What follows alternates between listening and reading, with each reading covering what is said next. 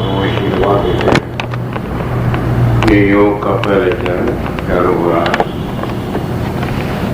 सबसे प्रथम प्रत्येक प्राणी को अपनी सुरक्षा के लिए, अपने स्वास्थ्य के लिए, मन शांति के लिए, आत्मावस्था के लिए ये योग की बड़ी आवश्यकता है। कंधे के ऊपर बताते हैं कि आज तक कोई देश के अंदर चिकित्सक ऐसा नहीं हुआ जो दृष्टि को, यूं का तू, सुनने को, आवाज को और सिमरण शक्ति को 100 साल तक अपने पास रखे।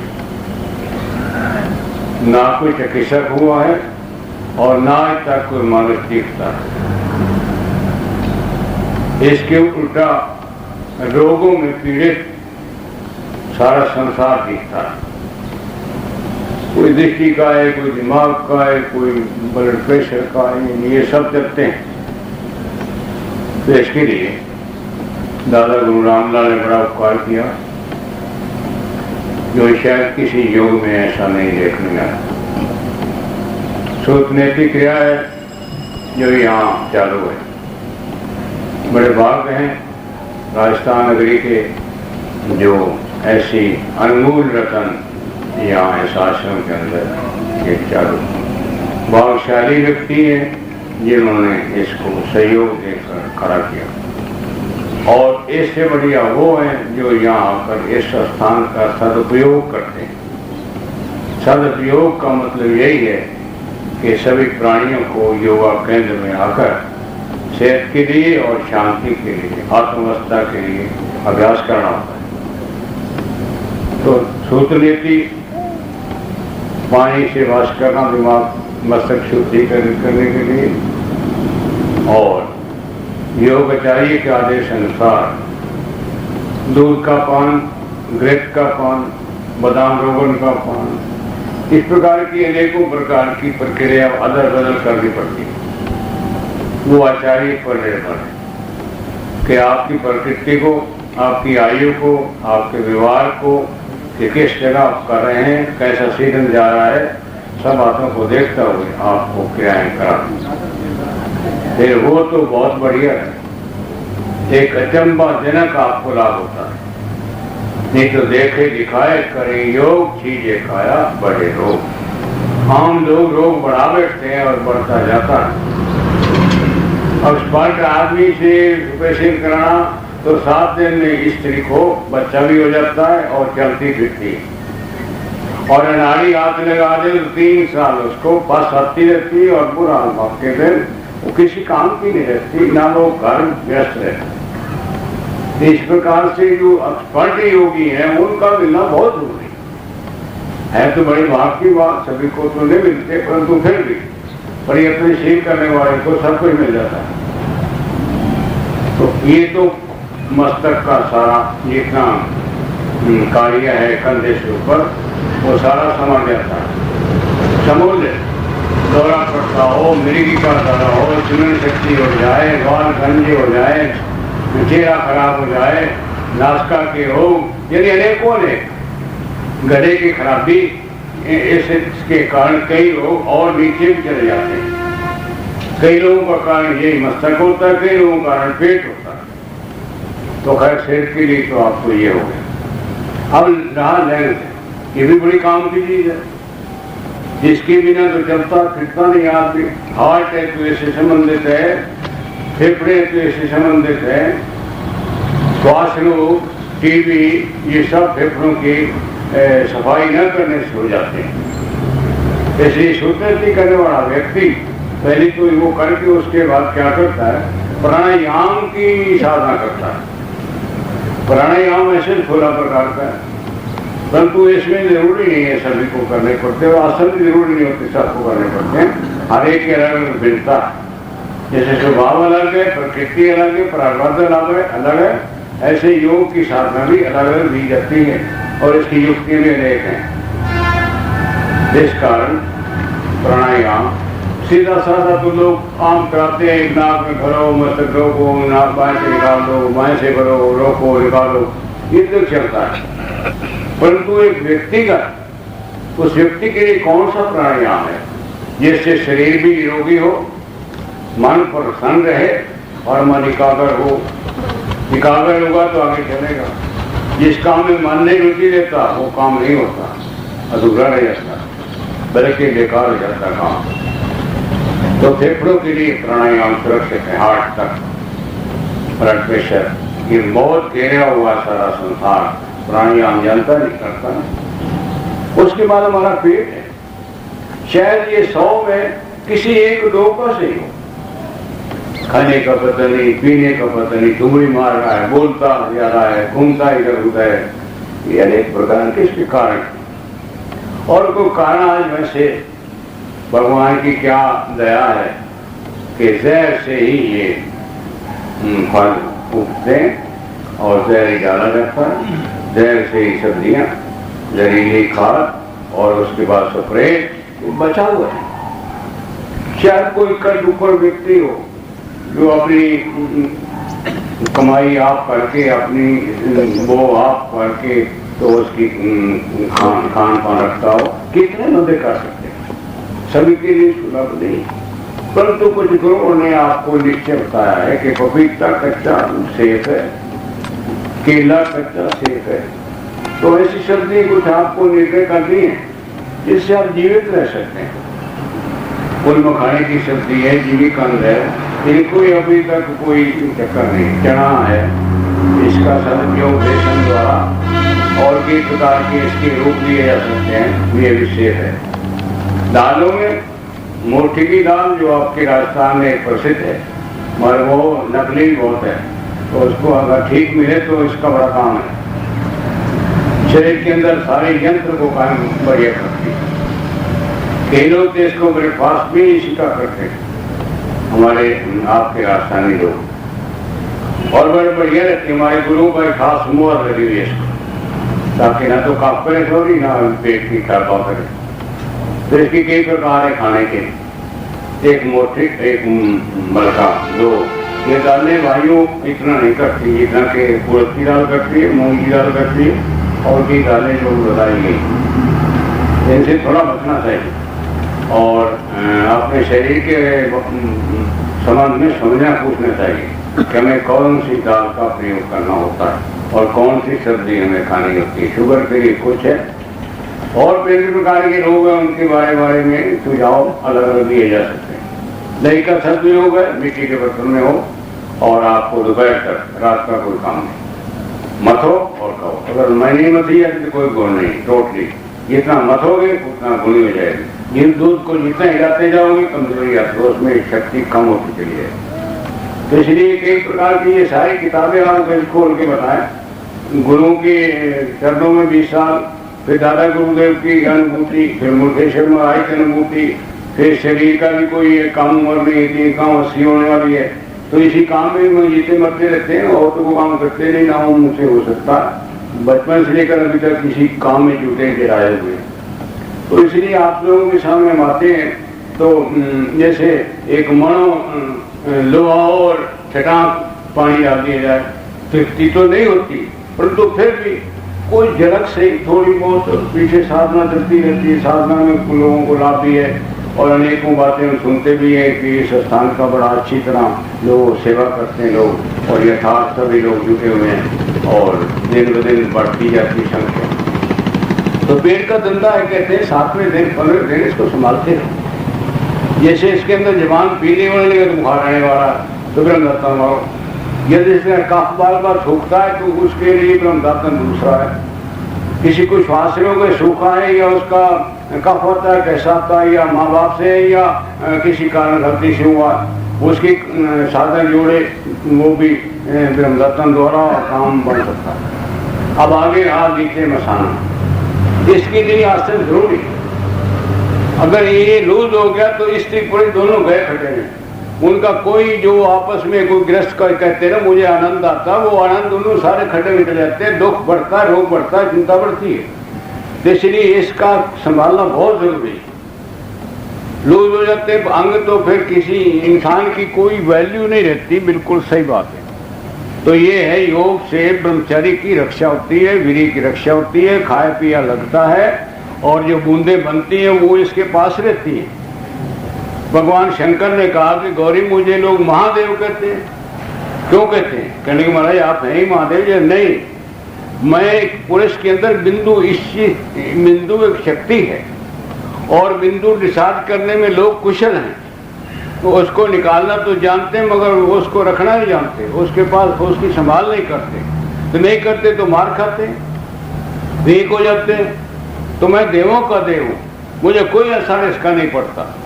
मैं हालांकि गौरी तो मेरे ऊपर बैठी रहे घुटने के ऊपर, तो मुझे कोई चक्कर नहीं आता कि ये मेरी स्त्री है। मैं आपको शक्ति समझकर आपका साथ सहयोग लेता हूँ, और मैं भी सही रहता हूँ, आप भी सही रहते हैं। गृहस्थ का मजा लेना हो तो योग अभ्यास जरूरी है। कई लोग कहते हैं हाँ यार गुरुजी जटा रखा देंगे, सिर मुड़ा देंगे, सन्यास में भेज देंगे, ऐसी कोई बात नहीं। हमारे गुरु तो जन्म गृहस्थियों के लिए हुआ है, दूसरों के साथ तो हम बात करना नहीं चाहते, क्योंकि वो तो खुद महाराज है, उनको क्या लूटो इधर उधर हमारे लाभ गृहस्थियों के बाद आने की, और आते भी नहीं है, और हमें चाहिए भी नहीं। एक पक्षी और फिर पंख लगा दें तो फिर तो वो आकाश की सारी पक्षी भी खा जाएंगे, तो इसलिए वो और खराब करेंगे देश को।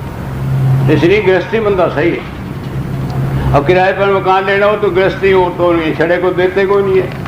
तो इसलिए योग भी करना हो तो हम लोग उन लोगों को पकड़ते हैं जो कम पीछे आगे कुछ न कुछ कुंभा भाग तो नहीं जाएगा कम, तो अपनी रोजी भी कमाता रहता है और अपना योग भी करता रहता है, कोई दिक्कत नहीं, बल्कि बढ़िया रहता है। जो लोग 7 बजे उठने वाले हैं वो हमारे यहाँ 5 बजे 4 बजे उठ के आपके सामने नहा धो के आ गए थे। इनसे पूछो पहले क्या करते थे, कैसे होते थे। और देर से सोना देर से उठना, ये दोनों खतरनाक। 10 बजे तक सो जाओ और 4 बजे तक फिर बीमा है आपके शरीर का, बहुत बढ़िया रहेगा। इसलिए निचले अंगों को संभालने के लिए योगासन बहुत जरूरी है। तो ये आपको कंप्लीट आपके शरीर के बारे में जो कहना था। इसके अलावा और भी है, डाइट कैसी हो, विटामिन ए हो, विटामिन सी हो, विटामिन बी हो, कौन सी चीज़ें किसको देनी चाहिए, ये जरूरी है समझना। इसलिए आप लग जाओ इस कार्य में, क्योंकि हम ज़्यादा चाहते नहीं बोलने में रखें, क्रियाशील करें। बोलने में तो बहुत लगे हुए लोग, हमारे साथी हजारों हैं, लाखों महाराज बने रहे और लेक्चर मारते हैं, अपना मौज लाखों करोड़ों रुपए इकट्ठे करते हैं, मौज मारते हैं, और बाद में नरक में वही जाते हैं। तेरी वीरों हम तो बस इसी जगह नीचे रहने वाले से बात करते हैं। और आनंद महाप्रभु श्री सदगुरु भगवान की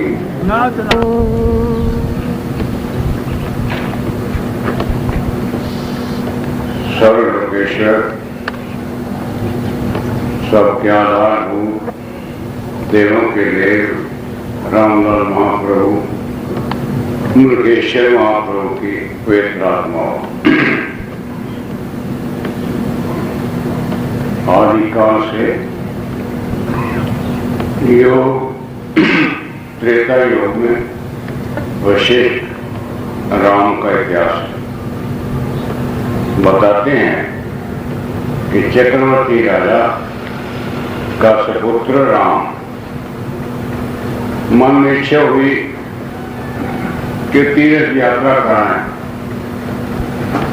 क्योंकि बाकी तो सब इन लोगों को प्राप्त था, परंतु ज्ञान की और योग ज्ञान की ये कमी थी। उसकी पूर्ति करने के लिए आप पूरे लाल लश्कर के साथ वर्णन करते करते 360 तीर्थ जो नहीं कर सकते आप और हम, उनके साधन बहुत थे, वो हो गए। यहां भी गए, कहीं तालाब बनवाओ, कहीं मंदिर महाराज ठीक कर जाओ, ऐसे मिलते चले। ये चाहते थे कि जो बोलने वाली शक्ति है, जो सुनने वाली शक्ति है, वो क्या है और वो कैसे प्राप्त हो सकती है। अब कोई अनुभवी हो तो बताए, किताबों से सपूर्ति होती, ज्ञान पढ़ लिए जाए, सुन लिए जाए, कुछ नहीं, केवल छोटी मोटी प्यास बुझे तो बुझे, नहीं तो सेटिस्फैक्शन नहीं होती। अंत में घर खाली, आंखों से आंसू बहाते हैं। चक्रवर्ती राजा का पुत्र, सारे राज्य के अंदर भूकंप मच गया। दशरथ को यह खतरा हुआ कि शायद किसी ने को बूटी दे दी है, किसी महाराज ने बेकार कर दिया मेरे लड़का। असल में ये बात नहीं।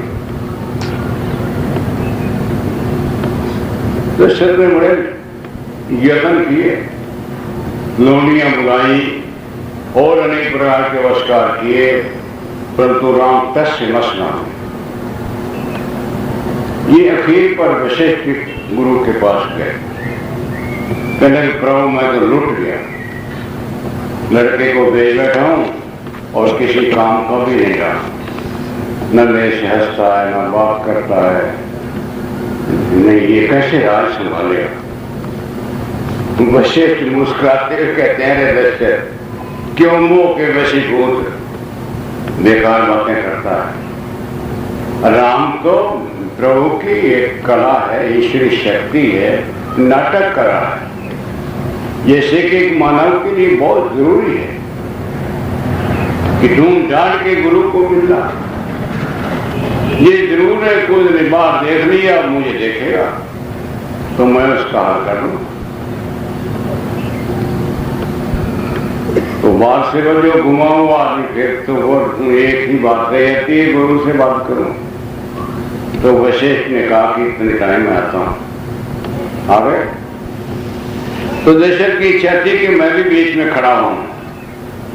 वशिष्ठ कहते हैं ना, ऐसा नहीं होता, हकीम और रोगी दो का मेल नहीं, ठीक है, तीसरा नहीं, ताकि वो अपने भेद की बात बताता नहीं, हकीम को बताए।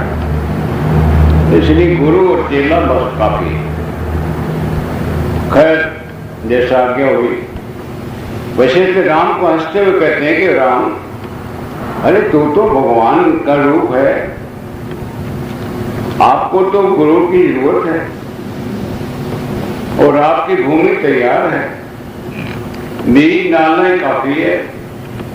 मेरे जैसा गुरु नहीं है, तेरे जैसा चेला नहीं, ये तेरा मंत्र है, ये तेरी युक्ति है और अभ्यास की जरूरत है। तेरा काम बना बनाया है, तू कच्चा गड़ा नहीं है, पहले तेरा बर्तन पका। तो वशिष्ठ ने उनको निर्भय कर दिया।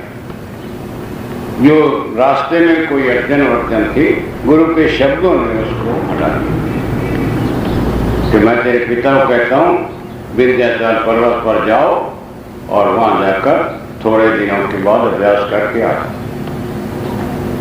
ये तो नेगेटिव पॉजिटिव जुड़ने वाली बात होती, कोई देर तो लगती है। गुरु मिल जाए, चेला मिल जाए और पार्टनर दोनों, तो कोई दिक्कत नहीं। कोई कहे साल 2 साल 4 साल नहीं, टच होते लाइट आ जाती है। आप कहेंगे क्या लाइट लूट कहते हो, हमको अंधेरे में है? नहीं, आप बहुत बढ़िया है, एमए कर ली, पीएचडी कर ली, दुनिया भर के तख्ते पर आपने नाम कमा लिया, पर मिट्टी स्वा हुआ कुछ ना हो। जब तक आपको ज्ञान नहीं है, जब तक आपको ध्यान नहीं, जब ईश्वर के अंदर आप लयता नहीं करते, तो मेरे ख्याल में जितना किया वो सारा ही नकल असत्य हुआ ही। ये सत्य है, ये वेद कहता है, शास्त्र कहता है, सारे जितने भी महापुरुष है यही कहेंगे आप। दूसरे साहब हुए द्वापर में, उनको कृष्ण कहते हैं, जगत गुरु कहलाए, और जितना विलक्षणता इन्होंने दिखलाई है वो उस योग के मुताबिक बहुत बढ़िया है। लोग तो कहते हैं औरतें रिश्तेदार है, तुम एक औरत रख के दिखाओ, वो 16,000 से निपट जाता था, बताओ। तो वो योग की कला थी। वो इन बातों में नहीं उतरते जैसे हम और आप अपवित्र होते हैं, अपवित्र नहीं होते वो लोग। वो हाथ को टच कर दे तो भी तसल्ली है, दूर हजारों मीलों पर बैठे बात कर लेते थे तो भी तेरी तसल्ली है। तो वो तो एक महान हस्ती थे। नारद ने कहा मुझे एक और चाहिए जिसके पास न बैठा हूं वहां हो तो उसको पकड़ ले, और जहां भी जाए वहीं पर ही कोई ना कोई अपना टच में दुखता हुआ देखे, खाली होकर वापस है ही दो ही हुआ। तो कृष्ण ने कहा है तपस्वी भय देखो ही होगी, कि तपस्वी होता है धूप पर बैठा रहा, अग्नि में तपा रहा, उल्टे लटक गया और उसको तपस्या कहते। भूखा मरता रहा, नीचे सोता रहा, ये भी गलत बात। इससे भगवान थोड़ा मिलता है। तपस्वी भगवत है वो योगी, कि योगी जो है तपस्वियों से भी ऊपर है। ज्ञानी भय अतिको योगी, ज्ञानियों से जो वाचक ज्ञानी है और दुनिया भर के लक्ष्य दे देकर अपने वश में कर लेते हैं, प्रभावित करते हैं, उनसे भी ये इसका दर्जा ऊपर है। कमी भय देखो कर्म करने वाले, पीपल पर जल चढ़ाओ जी, गौ में दान करो जी, सवेरे से उठकर शाम तक भंडारे लगाओ जी, धर्मशालाएं बना दो जी, मंदिर बना दो जी, ये सब बातें जितनी हैं ये नीचे नीचे की रहती हैं। स्वर्ग में भेज देंगे आपको, अच्छी अच्छी जगह पर आप रहेंगे, अच्छी बात करेंगे, उसके बाद वापस फिर निपट के शरीर ये मिलेगा। देवता हटकर भी यही आते हैं, मनुष्य बनते हैं, माता का पेट उनको ही मिलता है, फिर प्रयत्न करें तो देवता बने। प्रत्येक देवता की यही डिटेल है जो अपनी कुर्सी उसको छोड़नी पड़ती है। इसलिए बजाय उनकी तरफ जाने के एक ही कला में जाओ, जिसका आधार देवताओं को भी है, ऋषियों को है, मुनियों को है, सारे संसार का आधारभूत प्रभु है। उस प्रभु से सब चीजें एक काम आई, सकल रिहाई, तेले परवान, एक संसारी, एक भंडारी, एक लयकीवान, एक ब्रह्मा, एक विष्णु, एक शिव। पैदा करता है, उसको पालन करने के लिए तैयार है विष्णु भगवान, और लय करने में शंकर जी।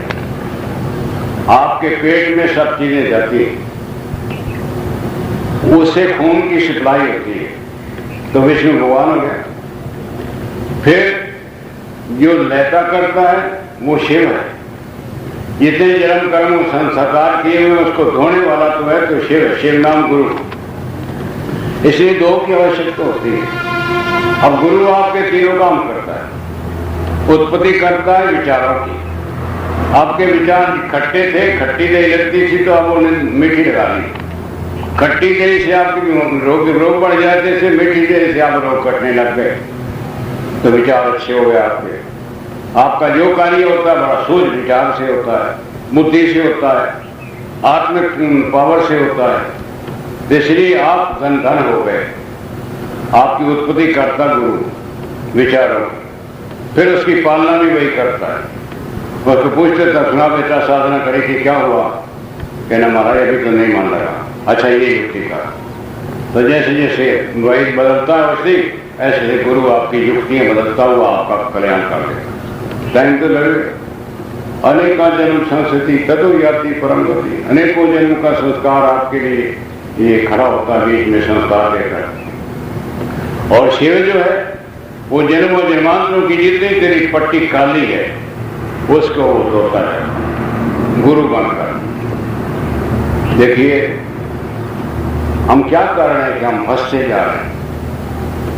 क्या देखते हैं, क्या सुनते हैं, क्या बोलते हैं, क्या करते हैं। यदि आप ध्यान दें तो ये सारे का सारा ही आपके लिए बिल्कुल उल्टा जा रहा है। देखना था ऊपर को, देखते हम नीचे। सुनना था गुरु का उपदेश, सुनते हैं दोबारा लोगों की निंदा पुस्तक, तो उलट हो गया। फिर खाना था सूझ से संयमित होकर, अलग आहार, थोड़ा आहार करना था, खाते ठोक के। सोना था कम, सोते ज्यादा है। तो ये सारी बातें कोई कई मंत्र ले लेते हैं गुरु से, बस मेरा कल्याण हो जाएगा, ऐसे कोई ना होगा। ये तो यम नियम आसन प्राणायाम प्रत्याहार धारणा ध्यान समाधि 8 आपके तरीके हैं। 8 में अनेक प्रकार की युक्तियां छुपी पड़ी हैं। जैसे एक बीज में पत्ते भी हैं, बीज भी है, उसमें फूल भी हैं, फल भी। योग अभ्यास करो वीरो, भक्ति अपने आप आ जाएगी। श्रद्धा कुदरती गुरु की शक्ति आने से आपको अनुभव होगा कि यार आगे तो बातें नहीं थी, आज तो ये बढ़िया होने लगा, मेरे काम होने लगे हैं, जिधर जाता हूँ दुनिया मेरा सम्मान करने लग गई है, घर में मेरा आदर होने लग गया है। तो एक अजीब गरीब यानी योग अभ्यासी को शुरू हो जाता है काम, जो कि उसको महसूस हो न गया और दिल में दया आती है, क्रोध नहीं करता, अहंकार का भूत नहीं आता, क्योंकि गुरु सिर पर बैठा होता है। गुरु आपकी अहंकार की खुराक है, उसकी अहंकार को गुरु लय करता है। सारे विश्व के अंदर ना माँ से बढ़े, बाप से बढ़ जाता है, स्त्री पति सब इनसे अहंकार की उत्पत्ति होती है, बल्कि बढ़ता है। और गुरु में तो याद रखो, फिर वो तो आत्मिक शक्ति वाला है, उसके सामने तो चूं जा हो नहीं सकती, और करे तो फिर गया खड़े। तो इसलिए वीरों, ये सारी बातें आपके पेट में तो एकदम नहीं आती, मगर धीरे धीरे धीरे धीरे सड़क उसी तरफ है। चाहे कीड़ी की चाल चलो, चलो उधर योग की तरफ ही। योग एक महान कला है, महान एक शक्ति है, और गुरु के हाथ में उसकी चाबी है, खुल जाएगा, कोई दिक्कत नहीं। ना मिलने का तक तो आपको कर्म करने पड़ते हैं। हर प्रकार के शुभ कर्म करने वाला ही निष्काम से ही जाकर गुरु के दर्शन करता है। तो देखने के जो दोष हैं वो गुरु के दर्शन करने से चले जाते हैं, जो निंदा के दोष हैं वो उपदेश उनके सुनने से वो चले जाते हैं। और जो खाने पीने का जो जवाब पर कंट्रोल है, क्योंकि गुरु की बातें सुननी पड़ती है, आगे जवाब को ही नहीं देना पड़ता, इसलिए वो जो जितनी भी जबान की तोतला है वो सारी खत्म हो जाती है। किसी से बोलने की कोई जरूरत नहीं होती, किसी को देखने की कोई जरूरत नहीं होती, अपना